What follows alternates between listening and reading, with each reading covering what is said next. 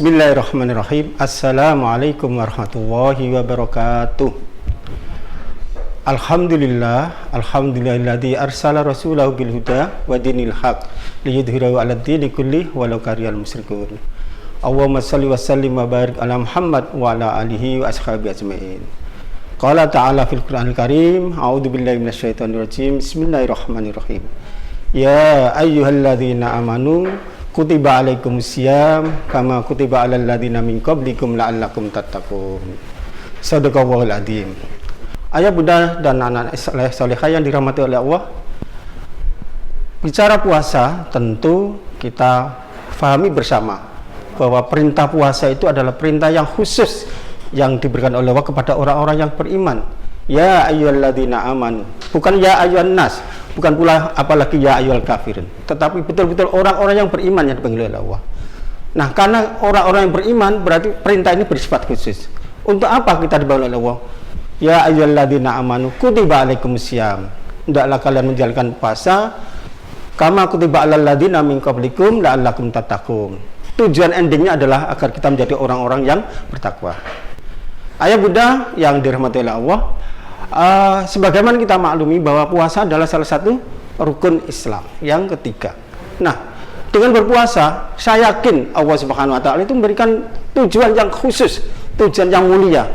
Di akhir ayat surat Al-Baqarah ayat 183 tadi sampaikan la'allakum tattaqun, agar kita menjadi orang-orang yang bertakwa. Nah, sebagai ilustrasi pada kesempatan yang berbahagia ini, Ustadz akan menyampaikan sebuah kisah perjalanan seorang raja yang namanya Raja Iskandar Zulkarnain. Ayo bunda yang dirahmati Allah, anak-anakku yang senantiasa Ustadz cintai dan Ustadz banggakan, seorang raja yang saleh yang bernama Sultan Iskandar Zulkarnain ini pernah suatu saat akan melakukan perluasan wilayah, menaklukkan sebuah wilayah tertentu. Nah, dikumpulkanlah para prajuritnya ini. Nah, itu tipe orang pemimpin yang hebat, orang pemimpin yang soleh. Dikumpulkan, diberikan motivasi, diberikan pesan. Salah satu pesan yang sangat indah dan didengar oleh para prajuritnya adalah sebuah pesan. Wahai prajuritku, dengarkan sebelum kalian berangkat berperang menuju tempat yang kita tuju nanti. Para prajurit mendengarkan dengan seksama. Pesan yang disampaikan adalah, nanti ketika kalian mau menuju tempat perluasan wilayah nanti atau menuju tempat yang akan kita tuju, kalian akan melewati sebuah sungai. Nah, pesan saya, jika kalian melewati sebuah sungai, maka ambillah benda-benda yang ada di dasar sungai yang kalian injak. Nah, mendengar pernyataan itu, mendengar pesan itu, para prajurit menyambutnya dengan luar biasa. Siap, Tuan, saya akan lakukan itu. Nah, ayah bunda dan anak-anak solehah yang dirahmati oleh Allah, dalam perjalanan akhirnya tengah malam para prajurit itu sudah mulai menyiapkan diri. Ada 3 rombongan, ternyata 3 rombongan besar para prajurit. Rombongan pertama, rombongan pertama ini segera berjalan menuju tempat yang akan dituju dan sampailah di tepi sungai dan dia turun ke sungai itu. Nah, apa yang dilakukan kita turun sungai? Dia ternyata tidak mengambil benda-benda yang dipesan oleh panglima tadi. Hanya sekedar jalan dan sampailah dia perbatasan.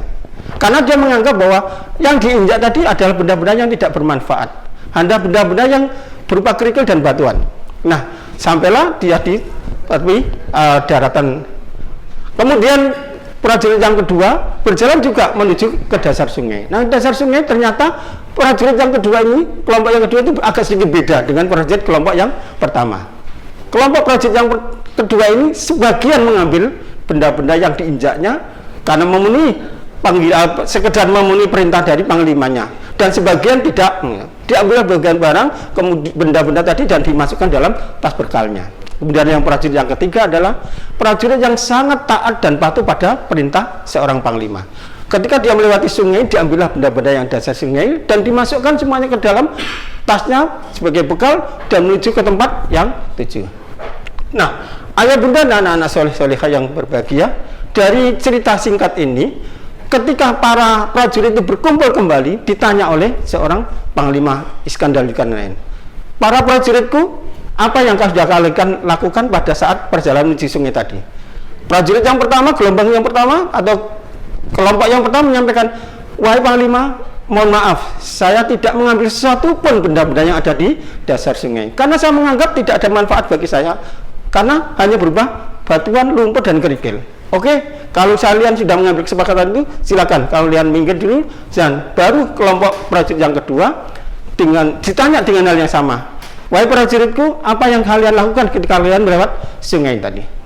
Wahai Panglima, saya sudah melakukan, tapi tidak sebagian dari kelompok saya mengambil benda-benda dasar langit. Hanya sebagian untuk melaksanakan secara gugur kewajiban melaksanakan perintah Panglima.